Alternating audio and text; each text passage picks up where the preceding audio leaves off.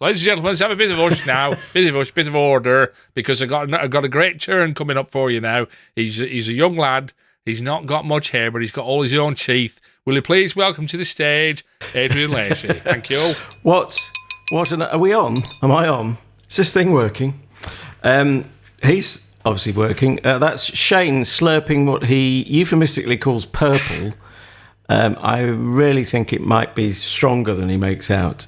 Some kind of. He tries to pass it off as some kind of cordial, but if you know Shane, you'll know he's not remotely cordial. Bum.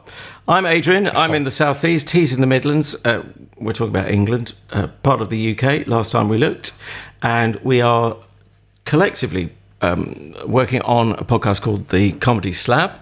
If you're new to it, we quite simply put a different comedy each week on the slab, notionally, to dissect it, prod it, see if it reacts in any way, or has any reflexes, or indeed if we do. And this week on the Slab of Comedy, we are putting on BBC Radio 4's Mark Watson Talks a bit about life, and it's the fourth of 4 parts, and we'll get to putting that on the slab in just a mo. First, though, I think, actually not necessarily, this was pre-lockdown. I happened to have picked up a Guardian guide I've had hanging around for ages, but I've been meaning to talk about it on this show, just in passing at the top of the show at some stage. Finally got round to it. The 50 best stand-up shows to stream right now. This was the end of February. As I say, pre-lockdown, but presumably they could see it coming, I guess. Either that or it just happened to be, in terms of people having not being able to get out the house or the flat or whatever, it's something to pass the time. I imagine viewing rates and listening rates have gone through the roof since lockdown. Anyway, we've synced up, haven't we? Hopefully you're looking at the right thing, Shane, online, 170 miles away from me. I think so, but you know, you're not having a look at my internet history for love of money, mate. So neither is your wife. So let's gloss over that. And there was a time, it was some time ago, where I could have named or be at least recognised over half of the stand-up acts. That was in the early days of what was then called alternative comedy. I have to confess, I don't recognise the top 5 in this list of 50. But you, just before we hit record, you said, you claim, actually, this might be my memory then, you claim to have introduced me to Bill Burr, who is number 5, his show in particular in this list. I'm sorry you feel that way. Do you know that particular show on Netflix? I think I probably have. I don't know. I've seen and I've heard a lot of Bill Burr stuff. I am quite a fan. I mean, his politics comes from probably the other side of where you would normally expect a comedian to come from. He's a kind of American guy. He's got quite an aggressive looking crew cut, but I mean, he's you realise that, you know, a lot of it is a kind of he's an act that he's putting on, but he's very funny. He's a very funny guy. Not completely politically correct, I wouldn't say, but very, very funny. And huge in America. I mean, but he's been going years. Adrian Bill Burr has. He must have been at it for 25, 30 years as a stand-up. You know, you can go back and see stuff when he was a skinny ginger kid, you know. So that's kind of how far back he goes, really. But It's an interesting list, isn't it? Because, I mean, Billy Connolly's in there. Number 7, An Audience with Billy Connolly. Which was on the TV the other day, and I have to say, I don't know what it is. Even with the 80s clothes, it still doesn't seem to age as a routine. Billy Connolly, I don't know what it is about him. He has a nice storytelling style about him, doesn't he? I think, which doesn't kind of go out of fashion. Somehow I managed not to have really sat down and watched a whole show beginning to end, and I've certainly not seen him live. I very briefly met him in the course of my TV work, but, you know, not in a meaningful way that I've got any anecdotes to relate, except he was wearing crushed velvet, that's not even 80s, that's 70s, isn't it? But hey. I mean, you know, he's from Glasgow, so he can wear whatever he likes, because who's going to criticise him, first of all? Well, I wasn't. I have to say, I mean, he crosses the Shane O'Connor Rubicon, as it were, because he's appeared in one of my most favourite TV shows of all time. I thought she was in here. Oh no, sorry, you said Rubicon. I was thinking Ruby Wax. Yeah, common mistake. Sorry, but he played a murderer in Columbo. Just one more thing. Yeah, really. So yeah, just so one more yin. Just one more yin. Yeah. Wow. So, which I just think he's, I think his episode was called "Murder with Too Many Notes," and he played a composer and conductor. But yeah, wow. See, the Flight of the Conchords are in there as well, aren't they? Which is nice to see, because I do. Again, we slabbed one of the episodes of the series that they did, but I think their live show is just as good and stands up just as well. Well, you'll imagine I can't get quite as enthused as you from what I felt about the TV show. But hey, who's going to begrudge them a career? And they're hugely popular, and I'm not. So, what can one say? Probably as little as possible. I'm just leafing through this. Number 30 for the League of Gentlemen, Live Again, or Live Again. Yeah. Never seen them as a live act. Loved the TV show and spin-offs and Inside Number 9 and all of that. Did you ever get to the radio show? Maybe very early days, and I might just have dipped into it when it's been repeated years later on 4 Extra. Yeah, it's not made a huge impression on me, but you're a fan of that particularly? Yeah, well, I mean, that was where I first came across them, curiously. I kind of picked up on the radio thing that they did first of all. But yeah, I mean, I'm a big fan of the League of Gentlemen itself. I mean, the TV show, I thought it was a great transition as well. Mm-hmm. Somebody else that we slabbed on there as well, Liam Williams, which is the guy that did Please Like, isn't he, that we watched? Oh, right. Oh, yes. I was about to say who's he, but just demonstrating how appalling I am with names. But yeah, no, I did like Please Like, appropriately enough. There's all sorts. Silver Ceremon, that famous inverted act, number 45. I thought she was a superhero, the Silver Ceremon. Oh, no, it's the Silver Surfer. She's going a bit grey. A Speck of Dust is the name of the show they've recommended there. And Monty Python, number 39. Of course, these numbers you can debate long into the night, or on anti-social media, each to their own. But so that is all online. I've got the old-fashioned paper edition, but that is the Guardian's. The publication, when it's a separate publication, if you buy the paper edition, it's called The Guide. And that particular one, the 50 best stand-up shows to stream right now, and you'll find that just the end of February. I think it's high time we actually dig into the meat of the show, which is, as I said earlier, to put on the Slab of Comedy, the self-titled comedy Slab. Mark Watson's radio show, BBC Radio 4 show. Mark Watson talks a bit about life. Now, this is the bit where I get nervous, because you're going to ask me to anticipate what you make of it. I set the homework last week. If you're new to the show, take it in turns. Quite simple. Good job there's not a team of 10 of us. We'd never be able to work that out, would we? The rota and all of that. But anyway, we just flip-flop each week between he and me. And last week, at the end of the show, I set this week's homework, which is this radio show. You'll find it on BBC Sounds. At the moment, as we speak, it's showing as available for over a year. But don't take that for granted.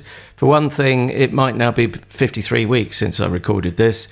And for another, as I discovered pre-lockdown, get on and do things rather than, don't put off to tomorrow what you can do today. I thought it was don't put off tomorrow what you can put off the day after. Because, no. My dad said don't do today what you could put off till tomorrow. That was his attitude to life. Yeah, I quite like that. Yeah, he didn't get a lot done, but my word, he was happy. Exactly. I think maybe that is the key to Lacey happiness and O'Connor happiness. So I've got a second guess. You know what? I had a real worry at first. I was caught a bit on the hoof last week, I'll be honest, because I hadn't fully prepped in the way that... I mean, I don't regret putting it on the slab, but I think I was a bit naive last week. I was thinking, oh, nice, gentle... that probably sounds horribly patronised, but I was thinking, what could possibly go wrong? What could Shane take offence to? Mark Watson has this very pleasant persona. Who could possibly dislike it? And then I'm halfway through the show, listening to it over the last week again, and thinking, I know Shane too well. There's quite a lot he could take offence to here, and it could sound like smug liberalism. That it all depends whether you warm to it in the first minute, because I think it's going to be a case of anchoring, and as you may well know, that's deciding whether you like something and then looking for evidence to support your initial view. Yeah. So I'm really worried that you might be a bit mardy about this, and it could be quite a mean 2 out of 5 when we score it out of 5 at the end of the show each. And I think, I think you might just take offence to, as I say, what you might perceive as, a little bit smug and liberal lefty and looking down its nose at anyone of a different persuasion. You're not going to tell me now whether I'm right, of course, but... all right, that's interesting. A non-committal term. So should we have a clip now? Or? Yeah. So setting the scene, this is very close to the top of the show. There's a little bit of music at the top, which I've sort of fast-forwarded past, but you can hear it on BBC Sounds. But for our purposes, we come straight in on something from Mark. And what I find a nice little anecdote about... It kind of sets out his stall, I think, his style. And this is about a gig he was at that was, shall we say, suboptimal. The toughest person that I've ever had to follow on stage was not actually a comedian, but one of these mind reader people, Colin Cloud. And he was doing stuff that basically you should be locked up for. Very talented, but you've all seen these pricks. Guess someone's pin, guess someone else's birthday, multiple of them together. Oops, it's tattooed across my chest. Right, and the audience were going absolutely insane. At one point, you had to ask them to stop clapping. And I was like, oh, yeah, I hate it when that happened. When they did stop clapping, he just pointed at someone and said, before we go on, you've got a caravan in Cornwall. And they just started to sob uncontrollably. Rightly so, it's not a good investment. It takes too long to get down, you don't use it. So I'm watching this thinking, how the hell am I meant to follow this? Impossible. And for his last trick, he pointed at someone in the audience and said, I'm going to guess how much money you've got in your purse. Didn't even look at it. She held her hands up, he looked at the hands. He made a big thing of going, oh, this is a tricky one tonight, Ledger. But by now I'm thinking, it's not a tricky one, you're the devil. So finish a trick and I'll come on with my miserable skill set and we'll all go home. Now, how interesting that you said, oh, I'll cut some music out at the start, but like it was the theme tune or something like that. But it was actually two of his, or one of his guests. I mean, if they're a duo, so it was a Flo and Joan, yes, one act. Two women. Like a kind of guest. Why did you cut the music out?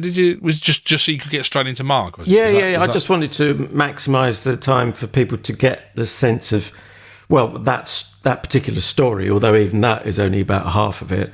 Are you saying I made an editorial error there in cutting off the music? No, but it made me laugh because you was talking about the first minute when you actually decide whether you were going to like something or not. Right.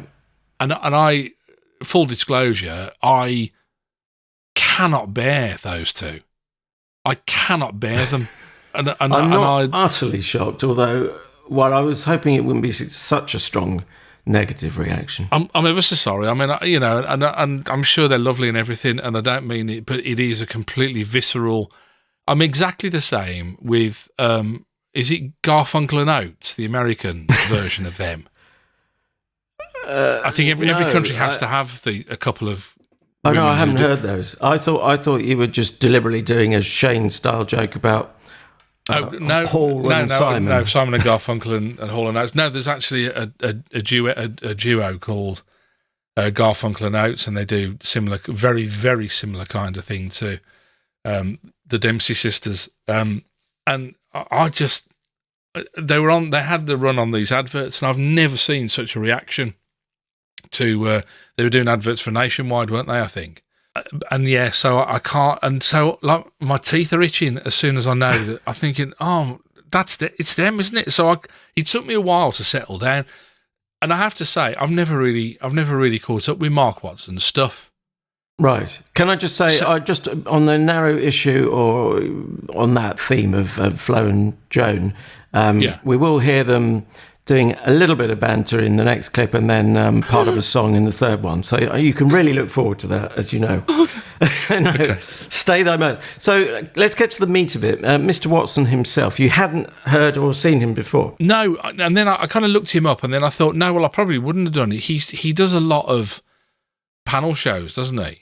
Yeah, although I don't watch panel shows. I don't hate them viscerally in the same way that you do, but I just don't seek them out. I don't know. I think I'm like that though. I don't think I ever hated them. I went through with the panel show thing. I kind of went through I used to watch Have I Got News for You when it was good. And then as that kind of tailed off.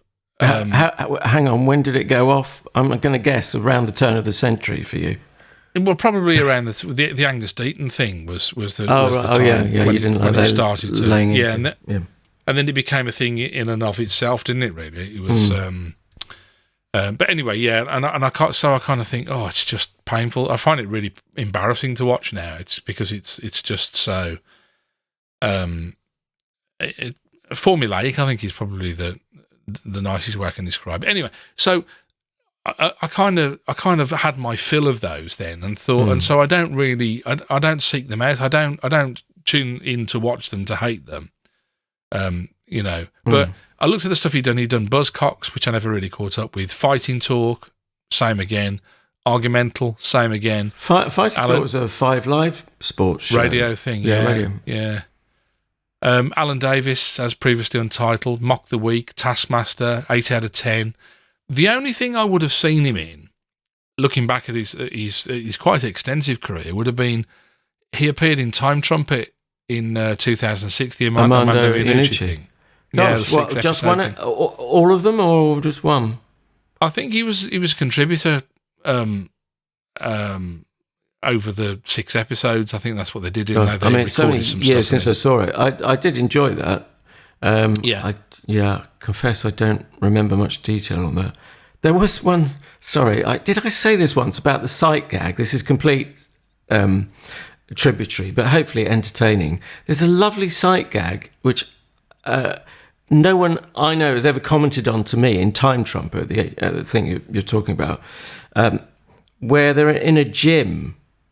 Is this ringing any bells? And it's just in the background. It's funnier in proportion to the fact it's throwaway. And in the background, there's someone on a rowing machine. But they've done, and by the standards of the day, it was probably relatively high tech.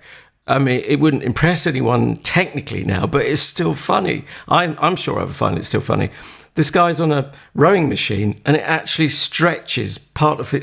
His arms start to stretch? I mean, ridiculously, as if they can't keep up with the pressure. Yeah. Anyway, that's an aside. That is so Armando Iannucci, isn't it? That really, it's that kind of. I don't know whether he's a big fan of visual gags. I always thought. I always got the feeling he was. Okay, we've heard what you said about Flo and Joan, and you'll have to cover your ears for the next 2 clips, unfortunately, or for part of them. But what do you make of his act ultimately? Headline. That first anecdote, I really. Do you want my headline, and it might explain it a bit better for you? Yeah, please. My headline. I mean, the show is called Mark Watson Talks a Bit About Life, and my headline would be Mark Watson doesn't talk enough. Right. And I felt that I didn't hear enough Mark. I wanted to hear more Mark Watson because the bits that I heard, I really liked. I really like that anecdote at the start about when he's following this guy, this magician type person. The clip that you just played there, and that kind of he had to tell people to stop clapping. Oh yeah, we've all done that sort of thing, and you kind of really felt his whole pack. And then he does towards the end of the show, he does a throwback as well, a callback to it, which is really quite clever. And so I like, but then. It's about this adjusting to voices. So I'd kind of been through the Dempsey sisters thing, and then I kind of attuned to him, and I found him quite difficult to understand. He's a bit. What's the guy in charge of the firing squad in Blackadder? Blackadder goes forth and he says, "Oh, that's trouble with me, so I'm a bit of a gabbler. Ready, aim, fire!" And I thought Mark Watson was a bit of a gabbler, wasn't he? He was a bit of a, he kind of swallows his words a lot of the time. Yeah, what did he say? Does a bit, but I didn't find it ever got to the point of not being intelligible. Well, in that clip, and I thought, when I first played it, when I first listened to it, and I thought he said he got a cat round in Cornwall. Oh, that was slightly swallowed. There was a fluff in there, wasn't there? That about he fluffs the word multiply. I'm surprised that wasn't picked up at the end, but they've presumably listened to it and decided, or at the time they were happy with it. I mean, I got the gist of what he was trying to say anyway. Yeah, good. That's true about the caravan. It's an odd thing that I don't remember that being a problem the first time I heard it, but just now, which is about the fifth time I've heard it, I realise, he doesn't enunciate that very well, but I don't remember it being a problem. So I still don't know. Does he say a catamaran or a caravan? I think caravan. Oh, okay. I thought he said a catamaran. You have a catamaran in Cornwall, wouldn't you? Kind of both of them fit. I thought your objection might be it's a bit of a London-centric view, perhaps. I don't know where he's based these days. He's from Bristol originally, but that Cornwall's a long way away. And you think, well, no, there's people listening in Cornwall and in Devon thinking, well, it's not that far. But hey, the perspective was a townie, but that clearly didn't worry you. So where's that leave us? I really respect the fact he is very much his own man. I kind of understand what you say about the others, because it did feel like you did wonder. I mean, maybe we think too much about the politics of broadcasting, but you do wonder whether it's yet another case of a broadcaster, in this case Radio 4, not quite trusting a stand-up to stand up on their own.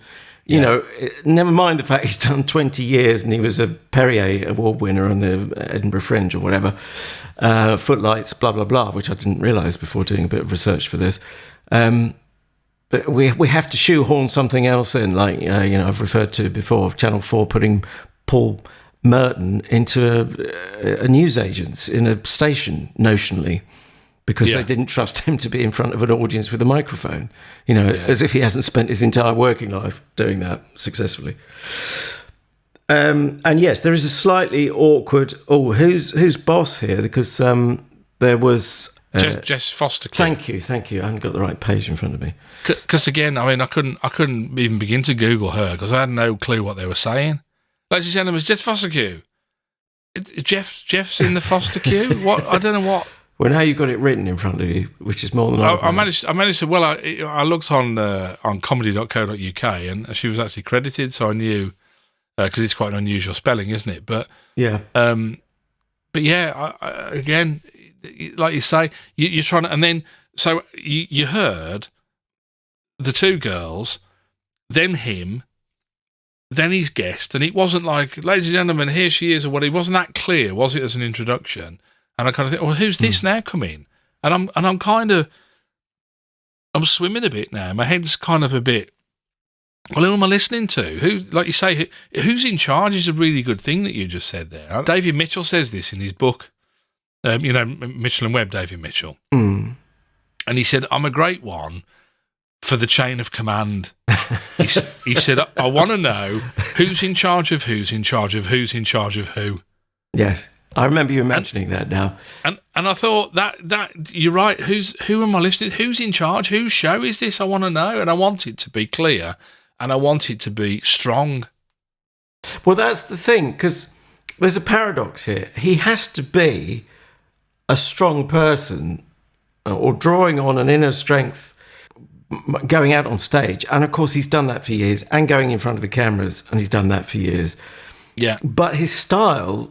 it reminds me only a little, but in principle, of Woody Allen, if you've heard his stand-up from the 60s, pre the film career. And I know I was the nightclub years. Yeah. Yeah, oh God, yeah. We must put those on the slab. Oh, you're giving it away now. But yeah, we must slab those because, he set the tone. But if you listen to I'm sure this is probably the case for loads and loads of gigs of Woody Allen's, but there's certainly a recording where virtually the first thing he does, I'll give you a clue, Shane, see if you can see where I'm going with this. You may or may not get this, but virtually the first thing he does is not to say something. What might he be doing? I mean, he might not have picked up on this, so... I don't know. But it's part of the genius. One of the first things he does is cough nervously. And right. I'm quite sure, I mean, you could probably look at his script and it says in brackets, cough nervously.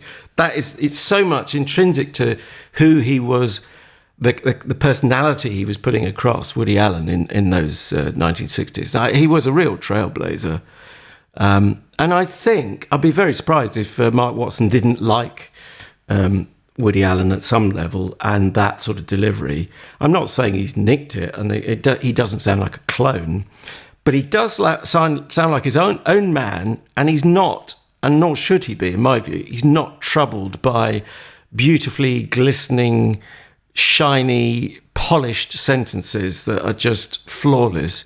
That is not his act. His act is the sort of nervousness, the hesitancy. It's a very British stroke English act in that sense. I know Woody Allen's obviously American, but Woody Allen was swimming against the tide before there was even a tide, I think. Yeah. I mean, I think you like that kind of delivery. You've mentioned that before as well, because there's a kind of natural quality to it, isn't there? That you really feel, whether they are or not, you feel that the person is being themselves, because who would, in their right mind, portray themselves as insecure and fumbling and stumbling over your words and not really quite sure of yourself? Surely if you're going to create a persona, you would create a Superman or a Superwoman. Yeah, this is an invitation for heckling, isn't it? In a boozed up club on a Friday night. It's interesting as well. If you go back to, this is series 3 of his show, and if you go back to series, I think 1 and 2, he was working with Tim Key, wasn't he? He was working with Tim Key. Well, they're mates from, did you see, from university days? Footlights, I think, Cambridge Footlights. Okay. And Tom Basden as well, who you know my thoughts on Tom Basden. But, yeah, hero worship. But you kind of think, so how do you go, no disrespect to Jess Fortescue and the girls with the piano, but how do you go from Tim Key and Tom Basden to that in 3 series? I mean, surely that's a downward spiral, not an upward. My question would be, how the hell is that not disrespect to those aforementioned women? That is not quite. That's not my take on it. I think I'd like to hear Jess in her own show. She needs to own the stage. I don't think she's a good second fiddle, if you'll pardon the expression, to Mark. Have you seen her stand up on her own? No, I'd be interested to see that. I mean, she's got a great voice, and she is of the confident style. That's really why it doesn't work for me. That them trying to. I mean, it's all back to front. If you listen casually, you'd think, oh, Mark is her second fiddle. If you weren't paying attention, I think. Have a look. There's tons on YouTube of her doing stand-up. You can make your own mind up as to. I'm reading between the lines. How that works out. And no, I just people, because we're talking about this, so people will. This is always. I always found this fascinating when I worked in radio, and people would say, you'd have somebody doing the travel. And if you had a rapport with that person as the presenter, and you'd have a bit of a laugh and say, oh, what did you see this in the papers today or whatever, if they were okay and they come back or whatever. And it always used to amaze me how many editors and managers thought that if they could do that, they could then be a main presenter. Oh yeah, and it's a totally different role, isn't it? And a completely different role.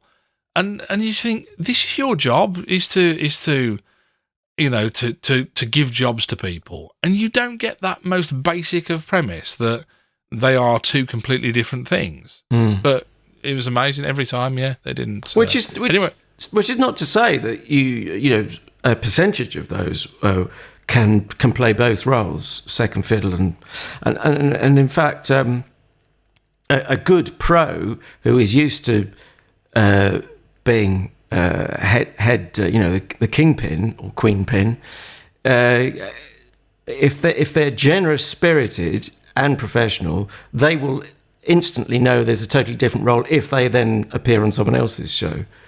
Yeah. It's when you hear the clash of egos. It's like you, isn't it? Coming on my show now. And do you know, that's not what it says in my contract. Hang on a minute. Read the small print in your contract. Anyway, are we heading inexorably, or at least without being able to stop, into the second audio clip? Well, it's your show. You decide. It's my shout this week, technically. I think you'll find in your contract. Right, how do I set this one up? This is marked with more anecdotes, but yes, we do hear from Flo and Joan, not musically, but verbally, in this sequence. Sometimes, though, if you are over-observant of what's around you, you can be haunted by memories that you'll never have any closure for. I saw a sight during my sober month that I'll never be able to account for. I was next to a lady on the Underground in London, and she was just messing around on her phone, and I shouldn't have been looking, of course, but I just happened to sort of glance down, and she was texting in Italian, just to reassure you that I didn't have the opportunity to snoop. Then she got her photos up and she was scrolling through them, and there was nothing on her photo roll but thousands of pictures of pigs. Just pigs. Nothing but pigs. No selfies, not one human face, just the faces of pigs. What did it mean? I'll never know. And obviously, it's none of my business anyway. All I was really able to learn was that she'd been in London for about 6 weeks. She was finding it a bit frantic. She missed her mates back in Naples. I did GCSE Italian, by the way.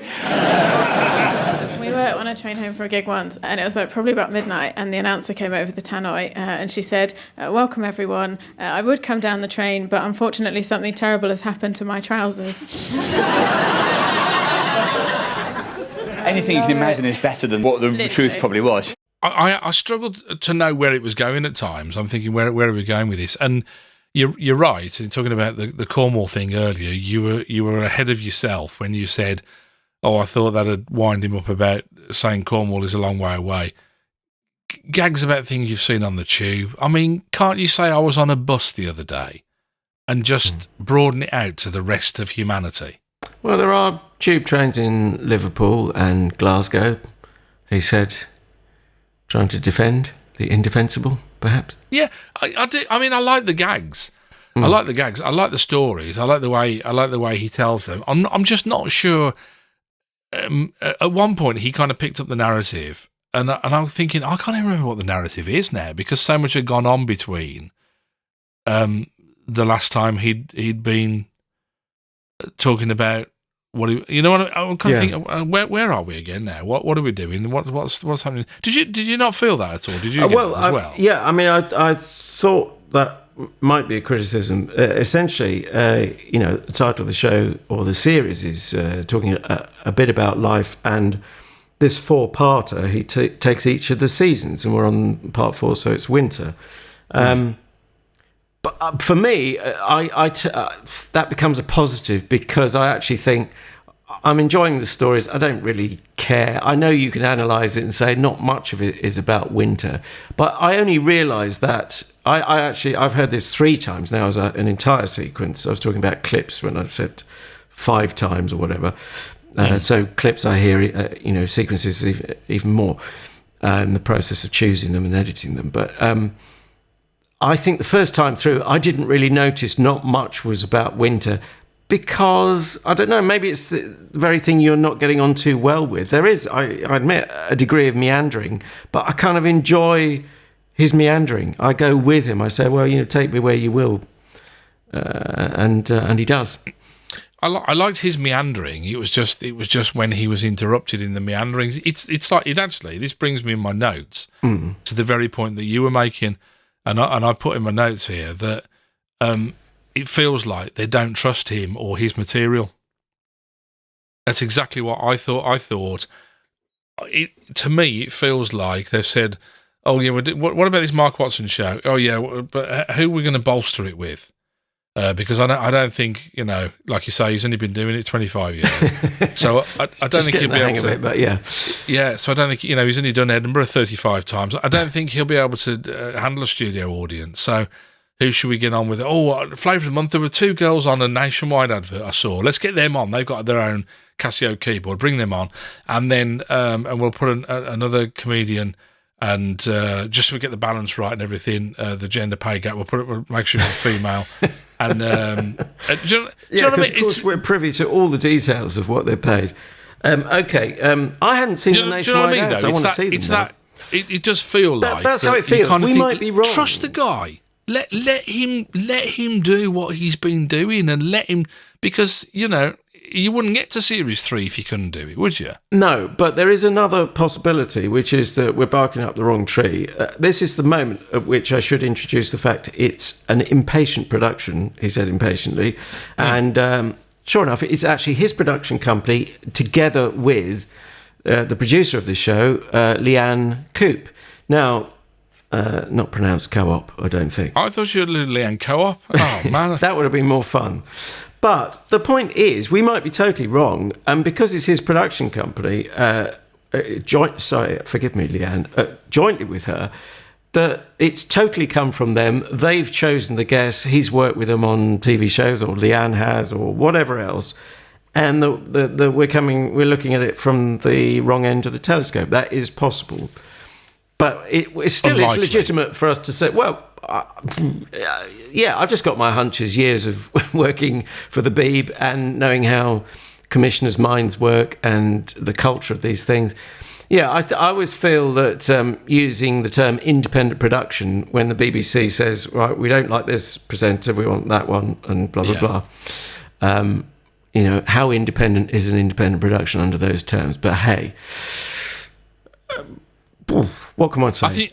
I think you've only got to see half a year inside the BBC to know, and probably there are other organisations like this as well. But to know that there is a credibility gap between artist and management, and it's been writ large in the history of the corporation. People like Kenny Everett, Morecambe and Wise. Who was it they used to say? They said they didn't want you, but they didn't want anyone else to have you. That kind of the management wanting to make a name for themselves as much as the artist is always a big issue. Either way, it doesn't really matter how we got here, does it? I mean, the fact is that we got here and we're sitting here going, I want to hear more of Mark Watson. I want it to be more joined up. I really like the bits that he does. That's where I'm coming from anyway, really. Well, I have to say, it has introduced me to another 3 artists. Yeah, I mean, I'm inclined to be a little bit more generous because we will catch Mark, and there's different ways. Okay, there's a limitation under lockdown; you can't see him live, but as we speak. But there are many ways to otherwise skin a comedian, as 'twere. I think it's time for the third and final clip, but you're not going to like this because. I think it's all Flo and Joan, and I would have liked to have included some of Jess as well. It's really just I couldn't find sort of we restrict ourselves to approximately a minute, maybe just over a minute for our clips, and it just wasn't quite working with getting enough of an anecdote in, enough of Mark in, and blah blah blah. So apologies about that. But this is clip number 3, and it is Flo and Joan. And I'm going to assume, I could be wrong here, see what you think of this, or you might want to have another listen before you commit, or you might not want to commit at all, Shane. As to who's playing the piano, I've got a feeling it's the lower voice. So this is one of their songs. Start by trying every day to push the boat out further. Next time, instead of watching Poirot, do your own murder. And when you're at the airport and they ask, did you pack these bags? Say, no, I didn't pack these bags, and make a ticking sound. And we know about aging 'cause we are in our 20s. We have opinions and stereotypes aplenty. We won't patronise you with what you can and cannot say, but John and Edna, please meet us halfway. In a world that's moving forward, keep on following behind. Don't let the only thing that doesn't change be your mind. One day in 60 years we'll listen back to this song, when pubic hair is back on trend and the tabloid press is gone.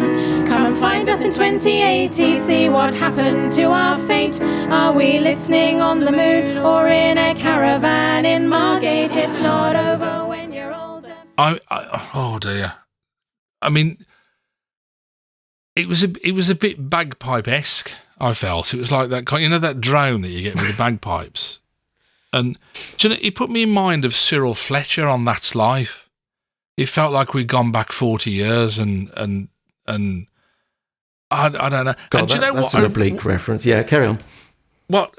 Google it.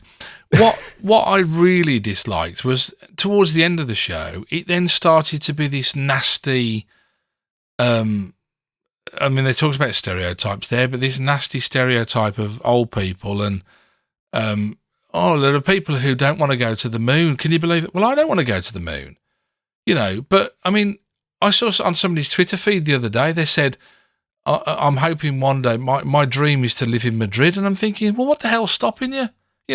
It's like this whole kind of judgmental, cynical, hypocritical, and I have to say often comes from the left wing of comedy.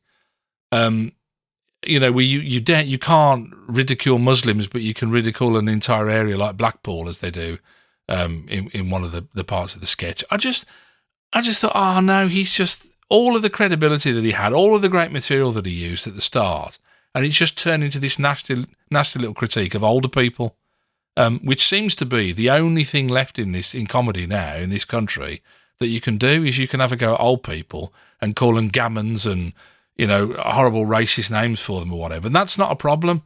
But you can't be names. Yeah, you can't be sexist, you can't be racist, and good. That's great, but how come you can be ageist? I don't understand how that works, and that's okay. What I thought was difficult, it was the confusing of age, or the what's the posh term? I've been up for too long. Eliding, little Liza Jane. No, that's another thing entirely. But the combining of these people are older, therefore they must have this politics. And it kind of undermined the very idea, the supposed idea of the series. We're talking about winter. You'd think there'd be a bit of respect for people reaching winter. There is no respect for old people in this country. It's quite frightening, actually, as you head towards it. But even if they do have a different politics, isn't that what makes this country great? Isn't it the fact that that's the whole that people are allowed to have? There isn't a. I'm thinking back to Brassai. He said you've got good aides and you've got bad aides. There isn't good politics and bad politics. There are people and they have politics and that's what they believe. And they have beliefs. And if somebody says, "Oh, I think I'd like to nationalise the NHS," "Oh, you're a Nazi, you're a fascist, you're this," and you're thinking. Did you mean privatise the NHS? Sorry, sorry, I say nationalise. Yeah, privatise it. Yeah, and I don't know. We've kind of got this whole almost like binary debate. But it's like you're either this or you're that, or you're this or you're that, or you're that or you're the other. And this whole ideal, as you say, that a whole generation can have this politics. Well, so what if they've got that politics because they've been through a different set? We're talking about, it's ever so terrible, we can't go down the shops. These people went down the shops and came back, and the Germans had blown their bloody houses up and they got nothing apart from the clothes they stood up in. That's a hardship. And you kind of think, if that formulates their politics, then so be it. But who are the younger generation to judge? And I kind of lost me way with it, really. I lost my rag with it towards the end, because it was like, let's finish on a funny little song about how old white men are horrible old bigots. Ha ha ha, here we go. See you next week, And I just thought, he was above that. And yeah, it was a shame, really. Shame. It is, as I feared, in terms of your view, it might not even get the 2 out of 5 that I think I anticipated. When you said two, I was going to say, what was the other one for? That's sounding mightily generous now, isn't it? It is, yeah. For my part, I want to keep the focus on Mark, but that's actually part of what you're saying. It's more complicated, and that's why it's nice we have time. We take time. Good job we're not restricted to half an hour like this show of Mark's. But hey, I mean, and you know, this all came off the back of he did this wonderful little monologue about his mom knowing who Banksy was. Yeah. Oh, it's so and so's lad. I mean, I did think it was quite lovely and naive, the fact that he thought that Banksy was, was a secret identity or something. I'm sure he thought that he didn't know who Kiss was until they took their makeup off either. But you know, I mean, everybody and his dog knew who Banksy was. But it was a lovely idea. Oh yeah, Mrs. So and so's lad, because people know you on that level, whoever you are, don't they? They know you on that kind. I thought, what a wonderful piece of observational comedy that was, and then we ended up doing this stuff, and I just thought, oh man, you know. But he was part of it as well, because like I say, he was going, oh no, people didn't want to go to the moon. Well, I don't want to go. I don't want to go to the moon. Do you want to go to the moon? It's not on my list of things. No, I did actually think. I wouldn't want to put all the work in that the astronauts had to, but I guess if I was just a spectator. Can you just turn up and just queue in, just pay your... I don't know. Well, I think you have to be a billionaire at the moment, but that will come down in price. But it's all right to be an older person if you're his parents, but it's equally all right, in quotes, to have a go at people who might not have had a university education like Mark. And if you dig a bit, it's not such a nice undercurrent. So I'm in trepidation of your score. I think anything above 0 is probably will be quids in the way things are going. Do you want to go first? Yeah, I can do. I mean, like I say, this is not for Mark Watson. This is for Mark Watson's show. Mark Watson talks a bit about life, and it's for episode 4 of series 3. That's the snapshot that we saw, and that's what I'm giving the score for. So. Yeah. What it did do, and I'd always like to say, to give it an uplift, as it were. I can't say the phrase that I'm thinking of because it's too rude. But tell me afterwards. Okay. But so there is a positive there as well. And the positive is it made me want to go and seek out more solo Mark Watson, maybe some Mark Watson stand up. Yeah. And see him doing his thing, because I kind of think that if he can not fall into the right on politically correct trap, then I think he's got some really good material there, and he delivers it well. However, in this particular case, I'll put you out your misery. I'm not going to do for the whole of the sum of the parts and the whole thing. 1.5 for me. Yeah. I was glad to get away with my life at the end. Despite the fact, I would have to admit, I thought you might have had some musical reservations about Flo and Joan. Putting it kindly, I think they have quite a relaxed attitude towards rhythm and intonation, tuning and so on. But you could say that's part of the charm in the same way. And I would at least say that does match Mark's slightly hesitant style, I think. So I can see... That's why I think there could be an argument that he's cast them together with Leanne and also brought Jess in as well. Yeah, I would like to hear more of Jess, as I think I said earlier, but again solo, and I'd be interested to see those nationwide ads. I might not be as generous with my score as you might be expecting, because I'm going to go for a 3. And okay. My subconscious surprised me with that, because I'm a great believer in the, whilst I do a lot of overthinking, on the score, I tend to go snap judgment more often than not. And I surprised myself when I said to myself, it's the first sign of madness, of course, talking to yourself, and I said, instant 3 out of 5. And I thought it was going to be more 3.5, 4, as indeed it might be for Mark solo. And yeah, but generally a nice, warm, pleasant, listen, for you, obviously, it's got a nasty taste in the mouth, particularly at the end. And I hear all of those things. I understand the arguments. I think I just erred a bit more on side of enjoying the bits I enjoyed a bit more than perhaps you did, or that just made up for it. Right. So 4.5 out of 10 then. For Mark Watson Talks a Bit About Life. It is available, as you said. I'll put the link in for the whole of the Mark Watson Talks About Life series. So if you want to go and grab a little bit, which I think I might do. Do you know? I might head back to series 1 or series 2, where Basden and Key were involved, and see what difference, if any, that makes to the feel of it. I think that'd be quite an interesting exercise to do. Yeah. As it's available, hopefully. So. But yeah, right. Do you want homework for next week then, boyo? Well, I hope I want it, but there's always that worry that it could be another. Well, after what you put me through this week, I thought there's only one way that I could reciprocate, and that's by plunging you into the depths of comedic hell. Oh. Or is he joking, dear listener? I don't know. I literally don't know. This is as it. Or as you like to call it, ITV. Stuart Lee's line, I will always laugh my socks off at. It's the failed state of TV channels. I saw, and I'll be honest with you, I mean, I'm maybe just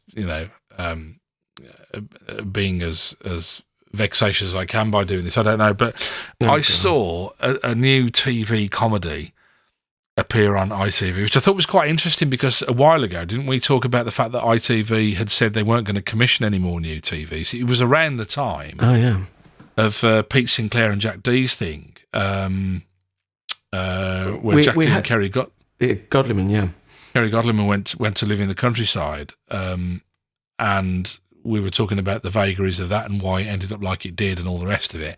And then not long after that, they announced they weren't going to make any more comedies, or they weren't going to commission any more, because they said they'd really got enough with Keith Lemon. No comment. Give me both legs or any day. The God's honest truth, that is what the commissioners... But it's arrogance, isn't it? Because it's almost as though I'm the boss at the moment, and what I say will be for the rest of all eternity.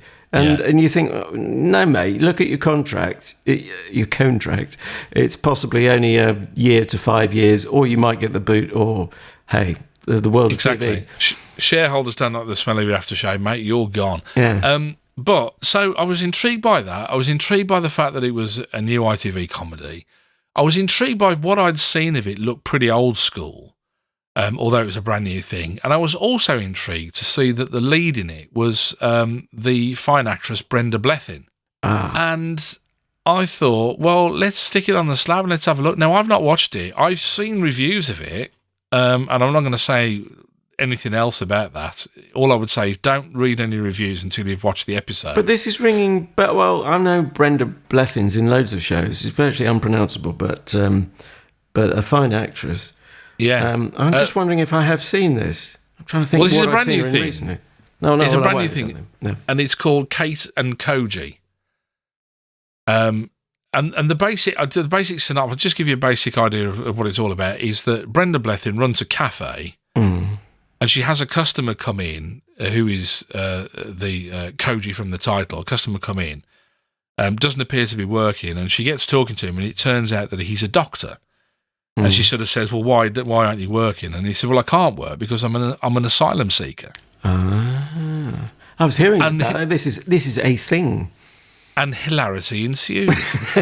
It wouldn't be a natural thing. If you read that, you wouldn't think ITV stamped all over it, would you? So hats off for the bravery of at least the setup. I know no more about it than that. And nor do I, so I thought it'd be a nice one. It's a double blind. We'll go into it. Double jeopardy, double blind. And we'll see where we go. Kate and Koji, episode 1, series 1. We'll go straight in on the ground floor and have a look and see what that's about. That'll be in next week's Comedy Slab podcast. Fantastic. In the meantime, do make sure you're following us on Twitter at Comedy Slab, and also likewise at Comedy Slab, the Facebook page, if you give that a big thumbs up as well. And a recommendation to friends and family, whoever you're Skyping these days from the seclusion of your own home, if that lockdown persists as you're listening to this, if you're back into generous, gambling freely through Elysian fields to your heart's content, well, do seize the day, won't you? And if you want to go to the moon, for goodness sake, don't just settle for a wet weekend in Margate. I was gonna say, to finish off, and now, finishing off the show for today, let's have a poem from Cyril Fletcher. You're not doing the crossed eyes. Thank you, Esther. It was poems he used to do, wasn't it, at the end, Cyril Fletcher? I think so. I worked on some of those. Don't knock it. It was meat and drink to me.